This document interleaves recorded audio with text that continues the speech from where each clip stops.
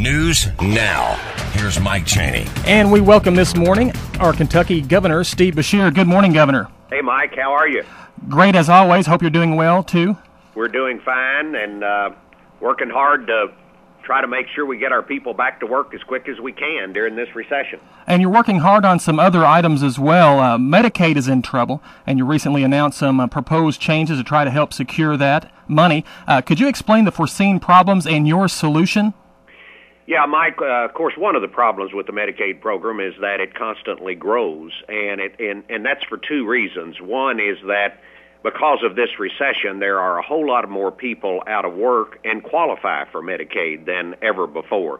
Right now, we're adding about 3,000 people a month to Medicaid, and we've got about over 800,000 Kentuckians on Medicaid right now. We haven't increased the eligibility or anything. This is just because of this recession that we've got that many people. 1 in 5 Kentuckians are qualified for Medicaid right now. The other problem that we have is that health care costs always are going up, and they seem to be going up at a pretty fast rate. And so we couple that with last January when we balanced our budget for the 8th time. The legislature insisted that we balance the Medicaid budget with the anticipated money that the federal government was talking about sending the states. I didn't like that idea because I didn't think it was smart to hope, to balance your budget on a hope and a prayer, but they insisted on that in the Medicaid budget, and so they assumed $238 million to help balance the budget. That was what the federal government was talking about sending out, and that would have been our share of it. We only got $138, so there's a $100 million hole in that budget. And, of course, it falls to me as governor to solve it, and we have announced a plan that will solve it. And I'll tell you, we're not just looking at this in the short term. We're looking at it over a longer-term time to try to get better control of the cost of this program. I think it's time that we bring the private sector in and partner with them to better manage this program. I think that the expertise that's in the private sector can be applied to the Medicaid program, and we can do much better in holding down the cost. I think we can save, we're confident from looking at programs in other parts of the country that we can save more than enough money to balance this budget and to fill up that hole. And so we're going to be going out and with requests for proposals and asking the private sector to come in and propose partnerships with us to do just that. And, Governor, I saw an estimate that coming up in the fiscal year, you may have a $58 million budget surplus. If you do, and if things hold tight, will this money be put back into cut funding, or will it be an investment into something else? Well, you're right that right now, at least in the first quarter, it looks like that our revenues are coming in a little better than the estimates. But, last year, if I recall, about the first 6 months were better than our estimates, and then the last 6 months were worse. So, we're hopeful that this will continue and that we will end up with a surplus, because obviously that will help us to make sure that we continue to balance this budget. I would hope that if we get a surplus, that the first thing we do is stick some of it in the rainy day fund for emergencies and things. We don't need to just run out and spend more money just because we have it. We need to be very conscious and very conservative of the money we have and make sure that the money is going to continue to be there before we go out and commit it to a lot of things. Another item I'd like to talk about is the option that was just released for direct deposit of unemployment money.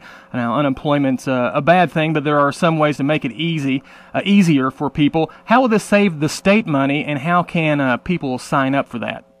Well, I think they can sign up by contacting their local unemployment office, and it will save us money, Mike, because right now we have to cut checks and physically mail them and all of that, and a direct deposit will be done electronically, and it will save a lot of money on mail cost. It'll save a lot of money on printing checks and envelopes and things like that. So I think it's good for everybody. We also have problems where when you mail them, sometimes they get stolen out of people's mailboxes. This way, if they choose this option, it'll go directly to their checking account, and it'll just save everybody a lot of grief and headaches, and it'll save us some money.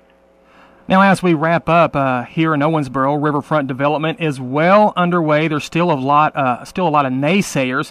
Let's talk about job creation and future dollars brought into the community because of the downtown revitalization. How do you think that will help? There's no question, Mike, that a vital downtown is a big plus for economic development. We see that all over the state, and we work with communities everywhere. Owensboro, in particular, has some great assets. The biggest asset they've got is that river. It's wonderful to be a river town. You can make so much of that. It will bring tourism into your area.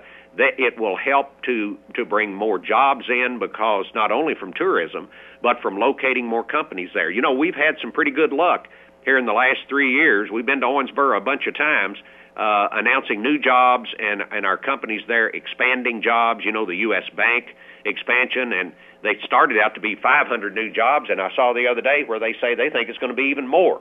And that's just one example of what can happen in a place like Owensboro that really utilizes the assets it has. And I think your downtown development is going to be a big plus in that regard. Governor, as we wrap it up, is there anything else you'd like to add before we finish? Well, Mike, all I would say is that we continue to work hard to create jobs and to save jobs for our people. That is our main thrust right now, because if we get our people back to work, most of the other problems that we have will take care of themselves.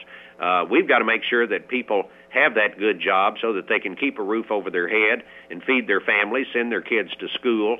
And we've been having some success right in the middle of this terrible recession that we're going through.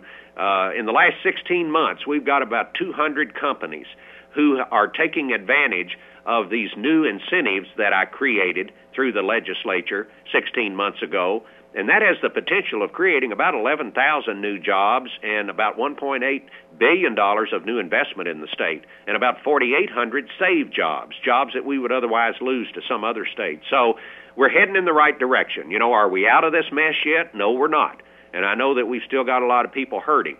And on that score, Mike, I would just urge all of us to remember, as we enter into this Thanksgiving and Christmas season, that as tough as it is on us, it's a lot tougher on a lot of other people out there.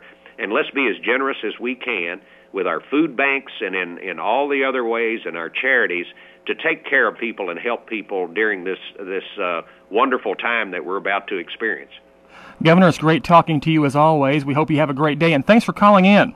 Thank you, Mike. Okay, I'll talk to you again soon. Okay, take care. That was an interview with Governor Steve Beshear. This is Governor Steve Beshear, and you're listening to Local News with Mike Cheney on the Cromwell News Network.